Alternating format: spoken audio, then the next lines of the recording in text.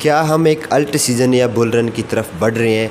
काफ़ी लोग बोलेंगे ये क्या मजाक है, हमारी सिचुएशन देखो हमारे मीम कॉइन 70-80% तक पिछले 3-4 सालों से गिरे हुए हैं। और आप यहाँ पर इस माहौल में जहाँ वार की सिचुएशन है, ग्लोबल टेंशन है, ऑयल क्राइसिस हो रहे हैं और यहाँ पर कह सकते हैं मंदी भी आ चुकी है, फिर भी आप यहाँ पर बुल रन या अल्ट सीज़न की बात कर रहे हो।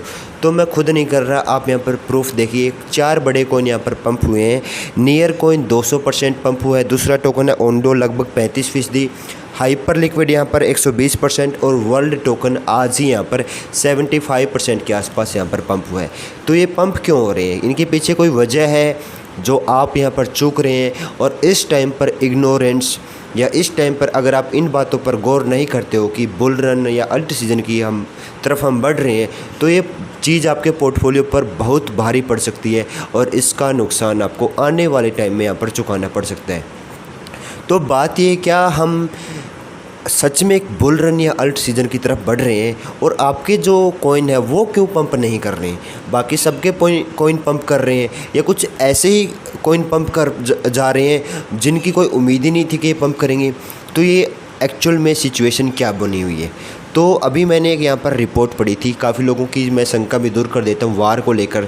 तो वार को लेकर एक मैंने पूरी रिपोर्ट यहाँ पर पढ़ी जिसमें समझाया गया था कि वार का इम्पैक्ट क्या पड़ता है क्रिप्टो करेंसी पर, और उसके लिए रसिया और यूक्रेन की वार का यहाँ पर एग्जाम्पल लिया गया था। तो उस वार में यही था कि उन्होंने 0 से लेकर 100 तक एक इंडेक्स वैल्यू डिसाइड की जिसमें वार की इंटेंसिटी डिसाइड करेगी कि क्रिप्टो पर क्या असर होगा।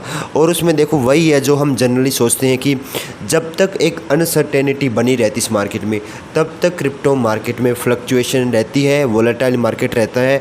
और आज की डेट में अगर कोई चीज़ हाईली वोलेटाइल है, एक तो S&P जो अमेरिका की 500 बड़ी कंपनियों के अंडर उसको कंट्रोल करती, 500 बड़ी कंपनियों का S&P 500, दूसरा आपका क्रिप्टो, ये 2 बड़ी चीज़ें आज की डेट में हाईली वोलेटाइल है। तीसरा आपका AI सेक्टर भी आज की डेट में हाईली वोलेटाइल है।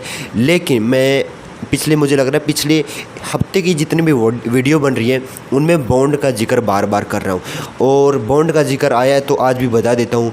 Bond is lesser volatile asset in today world. In आज की डेट में अगर कोई चीज़ सबसे कम वोलेटाइल है वो बॉन्ड है। बॉन्ड की वीडियो अगर आपको जानना है डिटेल में तो मैं बता भी दूंगा, लेकिन बॉन्ड ये समझ लेना FD है। आज की डेट में अगर कोई चीज़ सबसे कम वोलेटाइल यानी जिसमें कम फ्लक्चुएशन होते हैं, जिसमें फ़िक्स रहता है कि इतना इंटरेस्ट तो मिलेगा ही, वो बॉन्ड्स में रहता है। कोई श्योरिटी नहीं है, कोई फाइनेंशियल एडवाइज़र नहीं हूँ मैं आपका, लेकिन हाँ इतना रहता है वहाँ पर, इसलिए वोलेटिलिटी वहाँ पर कम रहती है। ये बात हुई। लेकिन अब ये बात है, क्या हम आप और जितने भी क्रिप्टो इन्वेस्टर हैं जो चाह रहे हैं एक बुल रन या अल्ट सीज़न की, उस दिशा की तरफ बढ़ रहे हैं, या ये जो 3-4 कॉइनों ने या पंप किया है या फेक पंप किया है या फिर कुछ सच में होने वाला है? तो देखो इन 3-4 कॉइन की जो रिकॉर्ड हिस्ट्री आप देखोगे तो इनकी मार्केट कैप पर आप नज़र डालना, इन सारे कॉइन की मार्केट कैप लगभग 1 से 5 बिलियन डॉलर के आसपास है। और ख़ास चीज़ इन कॉइन के बारे में पता है क्या है? मैंने कल परसों की वीडियो में बोला था, इन कॉइन के बारे में ख़ास चीज़ ये कि ये रियल वर्ल्ड में काम आते हैं।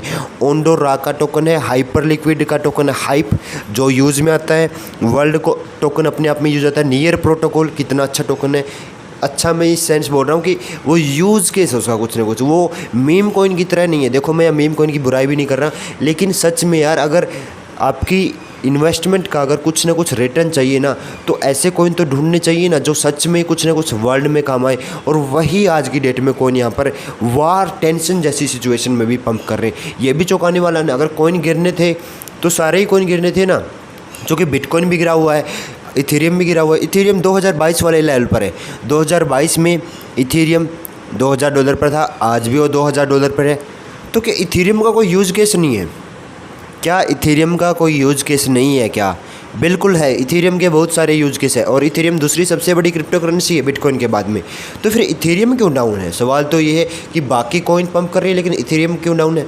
तो बात ये है कि लोग आज की डेट में नई अपॉर्चुनिटी को ढूंढ रहे हैं। AI सेक्टर बदल रहा है, रोबोटिक्स इंडस्ट्री बढ़ रही है, तो इन चीज़ों में लोग यहाँ पर ढूंढ रहे हैं। और एक नए तरीके का DeFi इथेरियम नो डाउट यहाँ पर बहुत कुछ कर रहा है, बहुत कुछ रियल वर्ल्ड के लिए डेवलप कर रहा है, लेकिन नए लोगों के साथ में नई चीज़ें लानी पड़ती है। कई बार पुरानी चीज़ें भी यहाँ पर काम नहीं करती।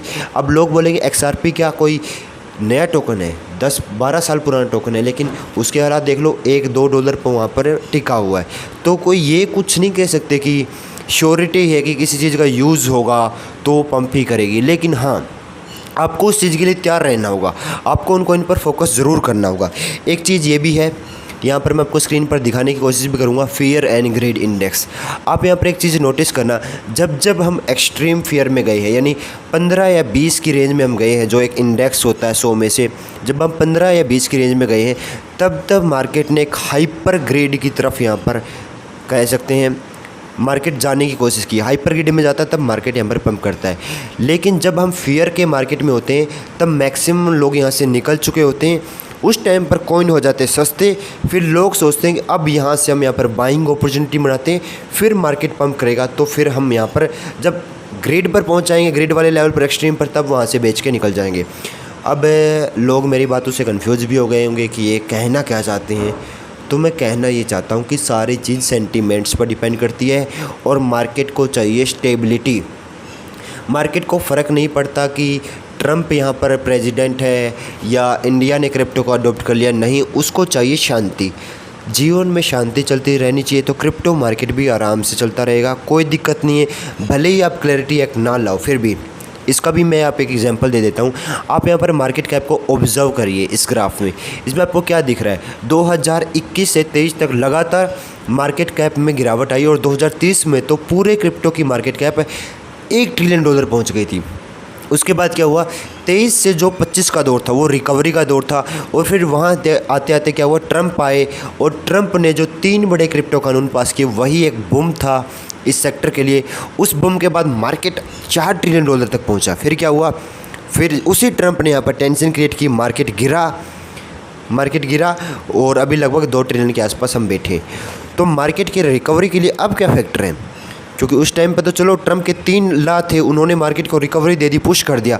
अब मुझे लगता है, मेरे पर्सनल एक्सपीरियंस से, clarity act is the final boss. यानी क्लैरिटी एक्ट ही एक ऐसा कानून है, एक ऐसा एक्ट है जो कहीं ना कहीं उस लेवल की अचीवमेंट इस क्रिप्टो मार्केट को करा सकता है जो 3 बड़े क्रिप्टो कानूनों ने पिछले साल कराई थी। तो मेरा कंक्लूजन ये है कि मार्केट को शांति चाहिए और आपको भी थोड़ा अब एक्सप्लोरेटिव होना पड़ेगा। आपको भी ऐसे टोकन एक्सप्लोर करने पड़ेंगे जो मार्केट में काम आए। हाँ, ये है कि आप 100% उन टोकन को ढूंढ नहीं पाएंगे, लेकिन आप उसके आसपास भी अगर रहते हैं तब भी आपको यहाँ पर बेनिफिट हो सकता है। कोई गारंटी भी नहीं है, लेकिन हाँ, हो भी सकता है आपको, ठीक है।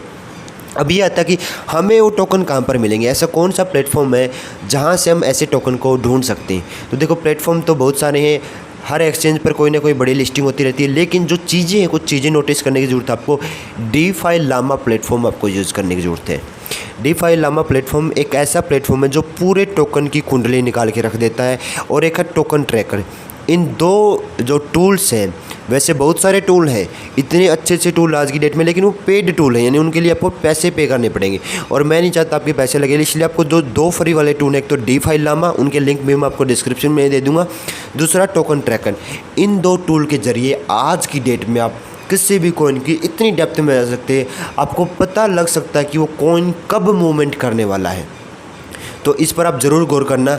और अभी तक आपने सीबा और फ्लोकी का कंपैरिजन नहीं देखा है तो इस वाली वीडियो पर क्लिक करके देख लेना कि सीबा अच्छा कि फ्लोकी नू। इस वीडियो में आपको उस बारे में पता ज़रूर लगेगा। मिलते हैं अगली वीडियो में।